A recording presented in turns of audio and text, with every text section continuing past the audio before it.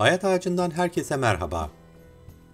Psikolojik araştırmalar, hakaret ve eleştirinin iltifat gibi olumlu iletişimden 5 kat daha güçlü olabileceğini gösteriyor.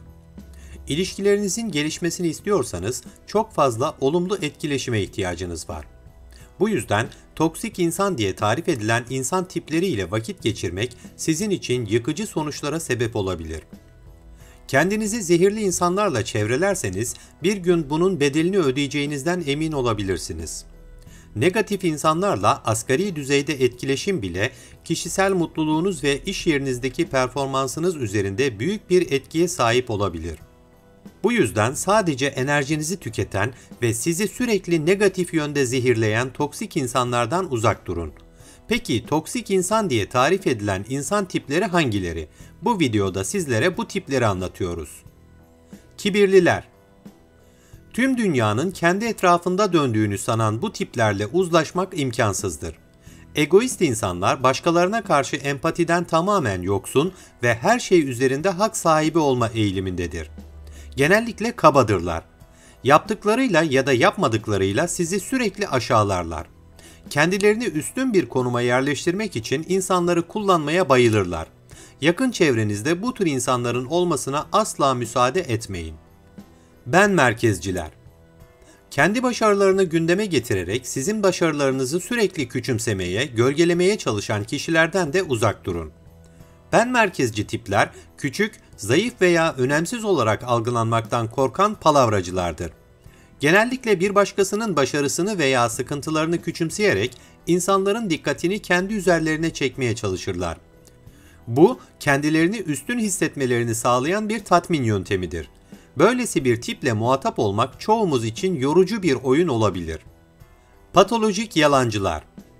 Yüzünüze karşı yalan söyleyen bir kişinin patolojik yalan söyleme eğilimlerinin farkında olsanız bile size karşı samimi olmadığını bilmek üzücü olabilir. Bazı insanlar için yalan söylemek garip bir şekilde bağımlılık haline almıştır. Bu nedenle kendinizi böyle bir kişiyle sohbet ederken bulursanız onun yalanlarına kulak vermemek ve uzaklaşmak en iyisidir. Sızlananlar, şikayet edenler. Hiç olmadık zamanlarda olmadık bahanelerle moralinizi bozan birilerini tanıyor musunuz? İşte bu tiplerde uzak durmanız gereken toksik insan tipleridir. Sürekli bir şeylerden şikayet eden insanlar sadece moral bozma eğilimindedir. Olumsuz bir şekilde birçok şeyden sızlanırlar ve bir kurbanı oynarlar. İşin kötü tarafı bu negatif enerjinin bulaşıcı olma riski çok yüksektir.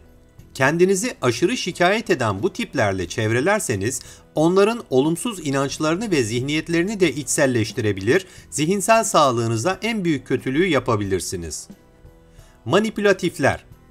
Sabah kibar ve sevecen davranıp akşam sebepsiz yere kaba ve mesafeli davranan tipler manipülatif tiplerdir. Manipülatif olmanın özelliklerini bilmek için psikolog olmaya gerek yok. Böyle tipler davranışları, duyguları ve ilişkileri kontrol etmek için dolaylı taktikler kullanırlar. Yalnızca enerjinizi tüketmekle kalmayıp aynı zamanda yerleşik olumsuz etkilere de neden olabilirler. Böyle sinsi tiplerin kurban seçtiği kişilerde depresyon, kaygı ve güven sorunları gibi tedavi edilmesi zor yaralar açılabilir. Ruh sağlığınız için bu tarz insanlardan da uzaklaşın. Dedikoducular. Başkaları hakkında kötü konuşan birileri sizin çevrenizde de mutlaka vardır. İşleri güçleri başka insanların hayatlarıyla, ilişkileriyle ilgili dedikodu yapmak olan tiplerle bir arada bulunmak yorucu olabilir. Dedikoducular başka insanlarla ilgili bilgileri ifşa etmekten ve yaymaktan zevk alma eğilimindedir. Böyle tiplerin yanında olmak ve söylediklerine kulak vermek çok hoş olmasa gerek. Üstelik bu tür insanlar bir başka zaman, bir başka yerde sizi de hedefe koyabilir ve kendinizi bir anda içinden çıkılmaz bir meselenin içinde bulabilirsiniz. Sorumluluktan kaçanlar. Eylemlerinin sorumluluğunu üstlenemeyen, kendi hataları için başkalarını suçlama eğiliminde olan insanlardan da uzak durulmalıdır. Olgunlaşmamış ve kendi meseleleriyle yüzleşemeyen bu tür insanlar hayatınız üzerinde olumsuz bir etkiye sahip olacaktır. Çünkü tutumlarını değiştirmek yerine er ya da geç size yük olmanın bir yolunu bulacaklardır. Kendine zarar verenler. Kendine zarar veren insanlar değişimle, gelişimle pek ilgilenmezler. Sadece kendisine acımanızı, yardım etmenizi ve ilgilenmenizi isterler. Fakat böyle tiplere yardım etme yolunu seçtiğinizde kendinizi bir anda stresli ve yorucu bir yolculuğun içinde bulabilirsiniz. Çünkü siz ne kadar olumlu yaklaşmaya, bir şeyleri düzeltmeye çalışsanız da o sürekli şikayet edecek, ağzından bir memnuniyet cümlesi çıkmayacaktır. Her meselede sayısız mazeret üretmek, çetrefilli meseleler içerisinde dolanıp durmak onlar için bir alışkanlık haline almıştır. Ruh sağlığınız için böylesi tiplerden de kaçınmalısınız. Sadece eleştirenler. Kimse mükemmel değildir. Üstesinden gelmek için mücadele ettiğiniz kusurlarınız olabilir. Fakat birileri bunları her zaman yüzünüze vurmak için fırsat kolluyorsa onlardan hemen uzaklaşın.